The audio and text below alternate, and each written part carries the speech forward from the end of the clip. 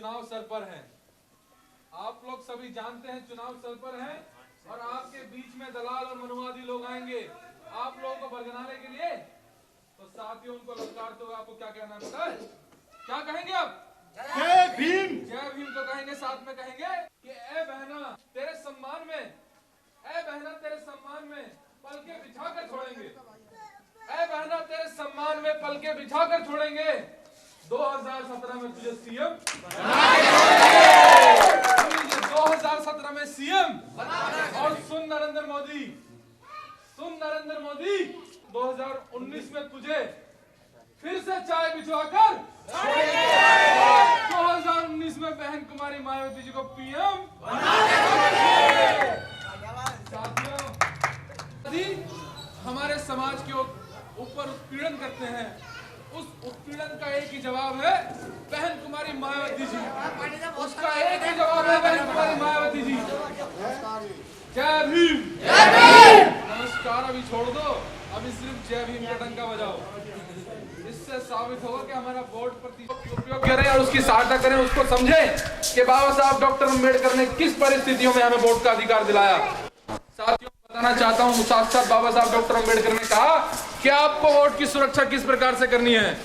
जिस प्रकार से आप अपने महिलाओं की सुरक्षा करते हैं, जिस प्रकार से अपने रोजगार की सुरक्षा करते हैं, जिस प्रकार से अपने परिवार की सुरक्षा करते हैं, अपने महिलाओं की इज्जत की सुरक्षा करते हैं, उस प्रकार से आपको वोट की सुरक्षा करनी पड़ेगी, उस प्रकार से आपको वोट की सुरक्षा करनी है। कुछ लोग हमारे साथी क्या करते हैं, उस वोट की वैल्यू को नहीं समझते, उस वोट को एक साड़ी में एक झाड़ी में कुछ कि हमारा 5 साल ऐसे बीता जैसे 50 साल बीते हों। साथियों वो लोग जानते हैं कि वोट की ताकत क्या होती है और हम लोग जानते नहीं कि वोट की ताकत होती क्या है। एक वोट से राजा बन सकता है वो लोग जानते हैं और हम लोग सोचते हैं कि हमारी एक वोट से होता क्या है। साथियों आप लोगों को समझाना चाहूंगा कि आप लोग उन लोगों को समझाइए कि आपकी एक वोट से होता क्या है। आप ठान लीजिए एक वोट से होता क्या है। सामने वाला ये कहता है कि मेरी एक वोट से होता क्या है, तो 2 वोट बन जाती हैं अगर वो ठान ले तो। फिर आपका पड़ोसी ये कहता है कि मेरी एक वोट से होता क्या है, तो 3 वोट हो जाती हैं साथियों। उसके बाद एक चौथा पड़ोसी कहता है कि मेरी वोट से होता क्या है, तो आपकी 4 वोट हो जाती हैं। इस प्रकार से अगर आप लोग अपनी वोट का प्रचार करेंगे तो मान लीजिए 10 घरों में आपने प्रचार कर लिया, जो लोग ये कहते हैं कि मेरी वोट से होता क्या है, तो आपकी 10 वोट हो जाती हैं। उस प्रकार से 10 लोग अगर अपना तैयार कर लें, ठान लें कि हम इस प्रकार से प्रचार करेंगे, तो आप अपने गांव के अंदर जो नकारात्मक लोग हैं जो कहते हैं हमारी वोट से होता क्या है, तो अगर आप लोग ठानेंगे तो लगभग 100 वोट वैसी हो जाएंगी जो लोग ये कहते हैं कि हमारी एक वोट से होता क्या है। तो साथियों लाभ आप ही को होने वाला है, लाभ आप ही को होगा। अगर आप वोट अपना सही वोट नहीं डालेंगे तो हानि भी आप लोगों की होगी। तो साथियों आप लोगों को तैयार करना पड़ेगा, आप लोगों को ठानना पड़ेगा। जब दिल्ली से हम लोग यहाँ पर प्रचार करने के लिए आए हैं तो आप अपने गांव में प्रचार कर सकते हैं, आप लोगों को कहीं जाने की जरूरत नहीं है। उत्तर प्रदेश के अंदर बहुजन समाज पार्टी की सरकार तो बन रही है, पर सोने पर सुहागा तब होगा जब आप उत्तर प्रदेश में इस विधानसभा की सीट को बहन कुमारी मायावती जी के खाते में डालने का काम करेंगे। तो साथियों मैं इतना ही कहना चाहूंगा इसके साथ साथ कि आप लोग इस उद्देश्य से जब चुनाव हमारे 11 फरवरी को चुनाव होने वाले हैं तो आप लोग बहुजन समाज पार्टी को वोट देंगे, ऐसा मैं मानता हूं। आप लोग अपनी बहुजन समाज पार्टी को वोट देंगे। इस शेर के साथ मैं अपनी वाणी को विराम देना चाहता हूं और कहना चाहूंगा जो युवा साथी यहाँ पर खड़े हैं मेरे सामने कि काम ऐसा करो, काम ऐसा करो कि पहचान बन जाए, कदम ऐसे रखो कि निशान बन जाए। आप लोगों को कहना चाहूंगा जो सामने युवा साथी खड़े हुए हैं और बैठे हुए हैं कि काम ऐसा करो कि पहचान बन जाए, कदम ऐसे रखो कि निशान बन जाए। दुनिया तो सभी जीते हैं मेरे दोस्तों, दुनिया तो सभी जीते हैं मेरे दोस्तों। दुनिया को ऐसे जियो कि मिसाल बन जाए, मिसाल बन जाए। जय भीम, जय भारत, नमो बुद्धाय। 100% कोरोना की सागर तथागत भगवान बुद्ध एवं पत्रों में ज्ञान दलितों के विधान, नारियों को सम्मान और भारत को संविधान देने वाले परम पूज्य बाबा साहब डॉक्टर भीमराव अम्बेडकर जी, संतों में संत श्रोमणी रविदास जी एवं DS4 वामसेक और बहुजन समाज पार्टी के नायक मान्यवर साहब काशीराम जी के चरणों में श्रद्धा समर्पित करते हुए आज यहाँ इस गांव में उपस्थित मेरे पिता समान बुजुर्गों, नौजवान साथियों, प्यारे बच्चों, सभी को मेरा सादर जय भीम, नमो सत्साई। अभी हमारे साथी ने बहुत अच्छे लफ्जों में आप लोगों को कम समय में समझाने का प्रयास किया और ये बात सत्य है कि आज वो टाइम चल रहा है जिस टाइम में आपको अपना फ्यूचर देखना है, अपना भविष्य देखना है, क्योंकि अधिकतर लोग हम बाहर गांव-गांव में घूम-घूम कर देख रहे हैं कि आज जब हमें राजा बनाने का कार्य चल रहा है तो हम लोग उस पर ध्यान नहीं दे पा रहे हैं और उसका यही कारण होता है कि हमारा रेगुलर शोषण होता चला जाता है। आज उत्तर प्रदेश के अंदर, बिहार प्रदेश के अंदर, राजस्थान के अंदर, मध्य प्रदेश के अंदर, बल्कि पूरे प्रदेश के अंदर आप लोग देख रहे हैं कि कितना अत्याचार मजदूर और किसानों पर हो रहा है। इसका कौन जिम्मेदार है? इसका कौन जिम्मेदार है? इसका वो लोग जिम्मेदार हैं जो प्रदेशों पर शासन चला रहे हैं, जो देश पर शासन चला रहे हैं और उनके साथ साथ हम लोग भी जिम्मेदार हैं, क्योंकि हमने अपना वो वोट देकर, जिस वोट की कोई कीमत नहीं होती है, जिस वोट का कोई आकलन नहीं है, उस वोट को हम अपने थोड़े थोड़े लालच में उन लोगों को दे करके तब उनको राजा बनाते हैं और फिर वो हमारा शोषण करते हैं। आज हमें दोस्त और दुश्मन को पहचानना है, कौन दोस्त है कौन दुश्मन है, सारी पार्टियों का आकलन करना है। हम किसी पार्टी की बुराई नहीं करते बल्कि हम सच्चाई पे बात करते हैं। अगर हम बीजेपी की बात करें तो बीजेपी क्या इस देश के अंदर कर रही है ये आप लोगों को पता है, अच्छी तरह से पता है।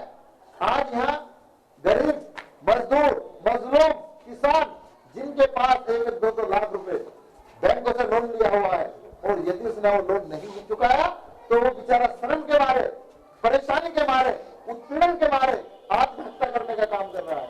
लेकिन इस देश की गवर्नमेंट क्या काम कर रही है? यहाँ एक सर्वे निकला कि भारत का सबसे ज्यादा पैसे वाला इंसान कौन है, उसमें नाम आया मुकेश अंबानी।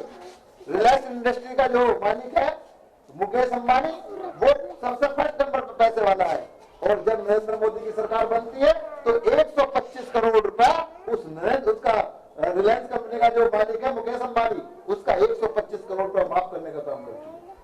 हमारा किसान भाई, हमारे मजदूर भाई 1-2 लाख रुपए के लिए आत्महत्या कर रहे हैं और वो देश का सबसे अमीर इंसान जो देश का इस देश की गवर्नमेंट कर रही है। एक विजय माल्या जो आप लोगों का खून पसीने की कमाई का कर्ज लेकर के रिलायंस इंडस्ट्री उसको चला रहा है, किंगफिशर को, और एक अकेला अपने एक हवाई जहाज में घूमता है। जब उस पर पैसा नहीं है तो हवाई जहाज में घूमने की क्या जरूरत है? लेकिन हमारे गरीब भाई 2-2 लाख रुपए, 5-5 लाख रुपए हत्या कर रहे हैं और उसका 5600 करोड़ रुपया माफ करने का काम करती है। तो ये देश में हो क्या रहा है? देश में हो क्या रहा है? एक दूसरी कांग्रेस पार्टी है, वो कांग्रेस पार्टी कहती है मैं इस देश से गरीबी को मिटा दूंगी, मैं इस देश से गरीबी को मिटा दूंगी और बाबा साहब डॉक्टर भीमराव अम्बेडकर दिए हुए संविधान को 100% लागू कर दूंगी। दोस्तों, आज आप जो लोग जीवन जी रहे हैं ये बात देख लेना, आप पढ़ के देख लो, मैं कोई झूठ नहीं बता रहा। आज जो भी आप जीवन जी रहे हैं संविधान के तहत जी रहे हैं, संविधान में दिए हुए अधिकारों के तहत जी रहे हैं और ये लोग उस अधिकारों को खत्म करना चाहते हैं। इसीलिए मैं आपको बताना चाहूंगा कि उस कांग्रेस ने उस संविधान को आज तक भी 56 साल से 58 साल की आजादी में पूर्ण रूप से लागू नहीं किया है, क्योंकि उसे पता है यदि वो पूर्ण रूप से लागू कर देगा तो आप लोग 100% कामयाब हो जाओगे और यदि आप कामयाब हो जाओगे तो फिर आपको वोट डालना जाएगा और फिर जो लोग आपका शोषण कर रहे हैं फिर आप उनको राजा नहीं बनाओगे। इसलिए उन्होंने उस संविधान को लागू नहीं किया। उनका नारा था कि हम इस देश से गरीबों को मिटा देंगे, लेकिन उन्होंने गरीबी तो नहीं मिटाई पर उन्होंने गरीबों को मिटाने का जरूर काम किया। ये कांग्रेस का काम रहा है। एक सरकार और चल रही है यहाँ उत्तर प्रदेश के अंदर, आप लोगों ने 5 साल उसका राज देखा है, इससे पहले भी 3 बार उसका राज देखा था। वो जिनके कुर्बानियों के वजह से हम लोग सुरक्षित हैं, बाबा साहब डॉक्टर अंबेडकर के 4 बच्चों की कुर्बानी के बाद हम लोग सुरक्षित हैं। तो साथियों, कहना है कि आओ मिलकर नमन करें, आओ मिलकर नमन करें उन महापुरुष को जिनके हिस्से बहुजन समाज आता है। आओ मिलकर नमन करें उस महापुरुष को जिसके हिस्से ये बहुजन समाज आता है। वो खुशनसीब है, वो खून, खुशनसीब है वो खून जो बहुजन समाज पार्टी के काम आता है। साथियों, इसी कड़ी में मैं आमंत्रित करना चाहूंगा, हमारे बीच में हमारे साथ शिव कुमार उपाध्याय जी बैठे हुए हैं, वो अपना वक्तव्य रखें और इस मीटिंग का समापन भी करें बहुत कम समय में। शिव कुमार उपाध्याय जी, 2040 में उनका स्वागत करें। सबसे पहले मैं संविधान निर्माता डॉक्टर भीमराव अम्बेडकर जी, उन लोगों को पहचानना होगा। बीजेपी इस टाइम सत्ता में है और हमसे पहले उसने एक ही काम किया है। जब उन्हें कुछ भी नहीं मिला तो राम मंदिर मुद्दे को ले लिया, बाबरी मस्जिद मुद्दे को ले लिया, और आप लोगों के बीच में आकर बोलते हैं कि हम कसम राम की खाते हैं और मंदिर वहीं बनाएंगे, हम कसम राम की खाते हैं और मंदिर वहीं बनाएंगे। इस बात को कह करके आप लोगों का वोट लेने का काम करते हैं, और जैसे ही आपने उन्हें वोट दिया, जैसे भी शासक बने, जैसे ही राजा बने, फिर कहेंगे कि रामलला हम आएंगे और मंदिर वहीं बनाएंगे, पर तारीख नहीं बताएंगे। रामलला हम आएंगे और मंदिर वहीं बनाएंगे, पर तारीख नहीं बताएंगे, क्योंकि यदि उन्होंने तारीख बता दी, यदि उन्होंने मंदिर बना दिया, तो उनका जातिवाद का धर्म का मुद्दा खत्म है। इसलिए वो हमेशा जातिवाद की लड़ाई लड़ाना चाहते हैं, जो धर्म की लड़ाई लड़ाना चाहते हैं। मेरे दोस्तों, आज आपको दोस्त और दुश्मन में पहचान करनी होगी। आज आपके पास समय है, इस समय को मत गंवाओ। अभी मेरे साथी ने बताया था कि बहुत सारे लोग आज आपके बीच में आएंगे। क्यों आएंगे? क्योंकि बाबा साहब डॉक्टर भीमराव अम्बेडकर ने आपको एक ऐसा हथियार दिया है जिससे आप उसको हथियार को चला करके अपने मान सम्मान स्वाभिमान की रक्षा और सुरक्षा कर सकते हैं, और वो हथियार है वोट का हथियार। वोट का हथियार, क्योंकि बिगैर पार्लियामेंट के, बिगैर विधानसभाओं के आपके हक हकूक मिलने वाले नहीं है, आपकी रक्षा सुरक्षा होने वाली नहीं है। बहुत सारे लोग आपके बीच में आएंगे, आपको डराने का भी काम करेंगे, आपको धमकाने का भी काम करेंगे, आपको लालच देने का भी काम करेंगे, आपको झाड़ी का भी लालच देंगे, आपको साड़ी का भी लालच देंगे, आपको दारू का भी लालच देंगे, आपको मुर्गे का भी लालच देंगे, और 15 दिन तक आपकी पूरी सेवा करेंगे। क्यों करेंगे? क्योंकि आपके पास एक ऐसा हथियार है जिससे वो राजा बनेंगे, जिसको बोलते हैं वोट का हथियार। वो उसको लूटने के लिए आपको तरह तरह का लालच देंगे, और 15 दिन तक आपकी पूरी सेवा करेंगे, और जैसे ही आपने उन्हें 15 दिन वोट दी और वो राजा बने, फिर 5 साल तक आप लोगों की फिर ठुकाई पिटाई करेंगे। इसलिए आपको निश्चित करना है कि आपको 15 दिन का मजा लेना है या पूरी जिंदगी का, ये आप पर डिपेंड होता है। इसलिए मेरे भाइयों, हमें किसी के बहकावे में नहीं आना है, हमें किसी के बहकावे में नहीं आना है, हमें किसी की बात को नहीं मानना है। आप अपने विवेक से सोचो कि ये आदमी जो खड़ा होकर इतनी बात कह रहा है, इसमें कितनी सही और कितनी गलत है। क्या हकीकत में मायावती के राज में ऐसा होता है? क्या हकीकत में मुलायम सिंह के राज में ऐसा होता है? क्या हकीकत में बीजेपी के राज में ये चल रहा है? ये आप अपने आप आकलन करो, हमारी बात मत मानो। और यदि आपको हकीकत में ऐसा लगता है तो आप जातिवाद की राजनीति करना बंद कर दो, आप धर्म के नाम पर वोट डालना बंद कर दो। जब तक आप धर्म के नाम पर वोट डालते रहेंगे, जब तक आप जाति के नाम पर वोट डालते रहेंगे, तब तक आपका कोई शोधन होता रहेगा, तब तक आपका कोई उद्धार नहीं होने का है। इसलिए मेरे दोस्तों, मेरे भाइयों, आपसे यही रिक्वेस्ट करते हुए कि आप लोग अच्छे बुरे में फर्क करके और जो आपको अच्छा दिखाई दे आप उसको वोट देने का काम करें। क्योंकि बहन कुमारी मायावती समाज के भाई आरक्षण मांगने की बात कर रहे हैं, आज गुज्जर समाज के भाई आरक्षण मांगने की बात कर रहे हैं, और हमारे समाज के लोग ये आरक्षण की कीमत को नहीं पहचान पा रहे। यदि आरक्षण में इतनी ताकत ना होती, यदि रिजर्वेशन में इतनी पावर ना होती, तो हमारे जाट भाई और गुज्जर भाइयों को रिजर्वेशन आरक्षण मांगने की जरूरत पड़ती। इसलिए मेरे भाइयों, आज आपको समझना होगा, आज आपको जानना होगा, और उस रिजर्वेशन को जो वे आज तक बीजेपी की गवर्नमेंट बनाते आए हैं, वो जो आज तक कांग्रेस की गवर्नमेंट बनाते आए हैं, उस बीजेपी और कांग्रेस की गवर्नमेंट ने ही उन बेचारे गुजर समाज के, जाट समाज के लोगों को आज तक भी आरक्षण देने की बात नहीं की, आज तक भी आरक्षण देने की बात नहीं की। वो बात करते हैं गन्ने की कि हमारा गन्ना खेतों में सड़ रहा है, हमारा गन्ना खेतों में सड़ रहा है। जिस गन्ने के 110 रुपए के रेट थे, उसमें 158 रुपए बहन कुमारी मायावती ने बढ़ा करके उसको 258 रुपए क्विंटल करने का काम किया। नहीं किया क्या? बताओ आप लोगों ने नहीं किया होगा। उत्तर प्रदेश के अंदर मैं मुलायम सिंह की बात कर रहा था, मुलायम सिंह ने एक भी सरकार को, किसी सरकार में किसी भी व्यक्ति को नौकरी देने का काम नहीं किया। और जब बहन कुमारी मायावती उत्तर प्रदेश के अंदर मुख्यमंत्री बनती है तो वो 12.5 लाख लोगों को उत्तर प्रदेश के अंदर नौकरी देने का काम करती है।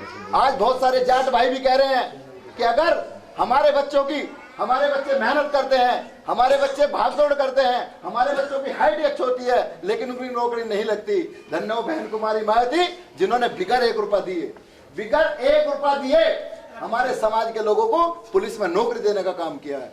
आज जाट भाई भी आप लोग इस बात को बता रहे हैं। और यदि उनको रिजर्वेशन मिल सकता है, यदि गुर्जर भाई को रिजर्वेशन मिल सकता है, तो उनकी सिफारिश अगर किसी ने की तो बहन कुमारी मायावती थी।